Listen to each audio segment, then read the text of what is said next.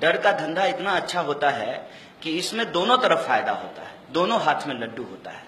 और इस डर के धंधे की शुरुआत जो है इस दुनिया के भीतर अमेरिका ने किया। और ये बात मैं इसलिए कह रहा हूं, अफगानिस्तान के भीतर सबको पता है कि तालिबान को खड़ा करने में अमेरिका की भूमिका थी, और फिर तालिबान को खत्म करने के लिए उसने दुनिया को इकट्ठा किया। मतलब पहले आतंकवाद को खड़ा किया, फिर आतंकवाद से लड़ने के लिए लोगों को इकट्ठा किया। और आज जो आप माहौल देश में देखते हैं जिसमें कहते हैं कि आप यदि मोदी जी के साथ नहीं हैं तो आप पाकिस्तानी हैं, आप यदि मोदी जी के साथ नहीं हैं तो देशद्रोही हैं, आप यदि मोदी जी के साथ नहीं हैं तो विकास विरोधी हैं, आप यदि मोदी जी के साथ नहीं हैं तो आप सेना का और भारतीय संस्कृति का अपमान कर रहे हैं, ये क्यों कहा जा रहा है? इसकी शुरुआत दरअसल जॉर्ज बुश ने की थी। जॉर्ज बुश ने कहा था कि तालिबान के खिलाफ लड़ाई में, ओसामा बिन लादेन के खिलाफ लड़ाई में यदि आप हमारा साथ नहीं दे रहे हैं, इसका मतलब आप आतंकवादियों का साथ दे रहे हैं। हकीकत क्या थी कि उस आतंकवादी संगठन को खड़ा खुद अमेरिका ने किया था। और इसके पीछे की पॉलिटिक्स क्या है? जब यूएसएसआर टूट गया तब अमेरिका के बहुत बड़े अर्थशास्त्रियों ने बैठा और कहा कि अब किस नाम पे धंधा करेंगे, अब तो रूस टूट गया। लेकिन ये हुआ कि अब रूस नहीं है तो किसके बहाने जो है रक्षा का बजट बढ़ाया जाएगा, डर का जो है धंधा कैसे किया जाएगा, हथियार कैसे बेचा जाएगा। तब दुनिया को एक दुश्मन की जरूरत थी। और उसी वक्त जो है हटिंगटन नाम का एक विद्वान हुआ। हटिंगटन ने कहा कि क्लैश ऑफ सिविलाइजेशन का होना बहुत जरूरी है। जब तक दो सिविलाइजेशन आपस में टकराएंगे नहीं, तब तक जो है डर का धंधा नहीं हो सकता है, हथियार की खरीद बिक्री नहीं हो सकती है, और बाजार में जो मंदी आ रही है उसमें उछाल नहीं आ सकता है, मुनाफा नहीं कमाया जा सकता है। और उस थ्योरी को देने के बाद ही एक एक करके आप देखेंगे कि अलग अलग तरह के आतंकवादी संगठन अचानक से जो है अस्तित्व में आते हैं। अब आप देख लीजिए, ये इत्तेफाक नहीं है कि जब तक यूएसएसआर नहीं था तब तक कोई आतंकवादी संगठन नहीं था, जब यूएसएसआर था तो कोई आतंकवादी संगठन नहीं था, और जब यूएसएसआर खत्म हुआ तो अचानक से दुनिया में आतंकवादी संगठन पनपना शुरू कर दिए। और ये जो क्लैश ऑफ सिविलाइजेशन है उसमें सबसे फेवरेबल दुश्मन जो है वो इस्लाम हो सकता था। क्यों? इसकी दो वजह है। एक तो मुसलमान बहुत फेवरेबल दुश्मन हो सकता था क्योंकि वो संख्या वाइज लगभग बराबर था और पूरी दुनिया में मौजूद था। उसका डर जो है पूरी दुनिया को दिखाया जा सकता है। डराने के लिए भी तो कुछ ऐसा इतिहास होना चाहिए ना जिसको दिखा करके डराया जा सकता है। अब हिंदुइज्म का डर कैसे दिखाते हैं? एक ही देश में है तो पूरी दुनिया में तो इस पे धंधा नहीं हो सकता था। दूसरा जो सबसे इंपॉर्टेंट चीज है वो समझ लीजिए, जहां इस्लाम है इत्तेफाक से वहां तेल भी है। इस दोनों वजह ने क्या किया कि पूरी दुनिया में एक इस्लामोफोबिक नोशन की शुरुआत की। और रिलीजन जो इंटरप्रेट होता है कुरान के माध्यम से, उससे बिल्कुल अलग एक अलग तरह के रिलीजन का इंटरप्रिटेशन लोगों के सामने रखा गया। और देखेंगे तब उसके बाद दुनिया भर में जो धारावाहिक बने उसमें जो आतंकवादी दिखाया गया वो जाली टोपी पहना हुआ, इतनी बड़ी बड़ी दाढ़ी, उसको आतंकवादी के रूप में प्रस्तुत किया गया। उसको देख करके लगता था कि ये जो ओसामा बिन लादेन का चेहरा है यही आतंकवादी का चेहरा है, यही आतंकवादी है। और देखेंगे सीरियल बने, फिल्में बनी, अखबार में भी जो फोटो आया वो उसी तरीके के बनाया गया। अचानक से जो है अलग अलग जगह पे बम ब्लास्ट होना शुरू हुआ और उस बम ब्लास्ट में जो है मुसलमान गिरफ्तार किए गए। भारत के भीतर भी बाबरी मस्जिद गिराई गई और बाबरी मस्जिद गिराने के बाद अलग अलग जगह पे दंगे हुए। दंगे होने के बाद जो है बम ब्लास्ट की घटनाएं हुई, फिर कुछ मुसलमानों को गिरफ्तार किया गया। और ये सारा जो खेल है, इस सारे खेल में हर तरफ के लोग शामिल थे। ये बात आप नहीं कह सकते हैं कि कुछ मुट्ठी भर मुसलमान इसमें शामिल नहीं थे, कुछ मुट्ठी भर मुसलमान भी इसमें शामिल थे। उसका उदाहरण आप आज भी देख सकते हैं। मुख्तार अब्बास नकवी और शाहनवाज हुसैन तो भाजपा के साथ ही बैठे हुए हैं ना।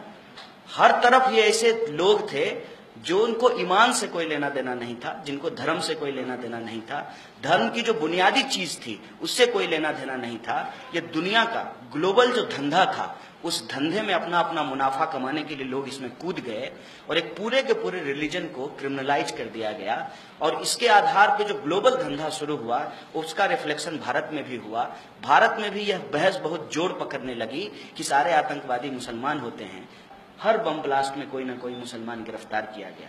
एक सवाल बस कोई जब आपको कहे तो आप पलट करके जरूर पूछिएगा कि बाबरी मस्जिद गिरने से पहले भी इस देश में ब्लास्ट हुए थे, क्या उसमें कोई मुसलमान था?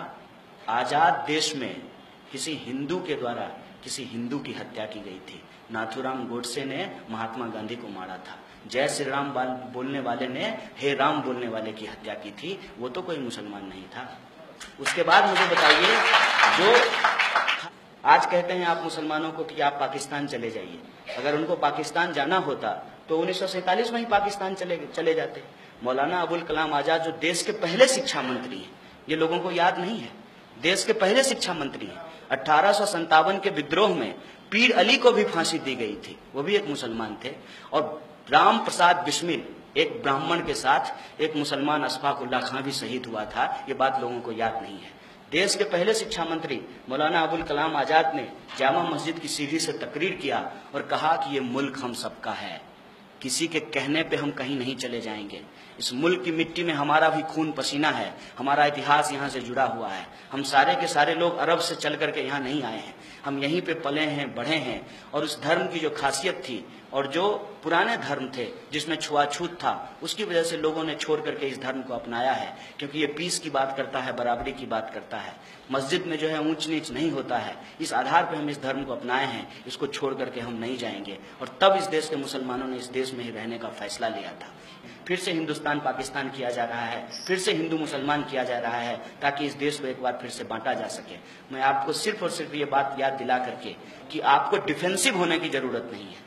आप संविधान को पकड़िए, उसके मूल्यों को पकड़िए, उससे ज्यादा रक्षा करने वाला आपका कुछ नहीं हो सकता है। उसमें जो अधिकार की बात की गई है उसको आपको पकड़ना चाहिए।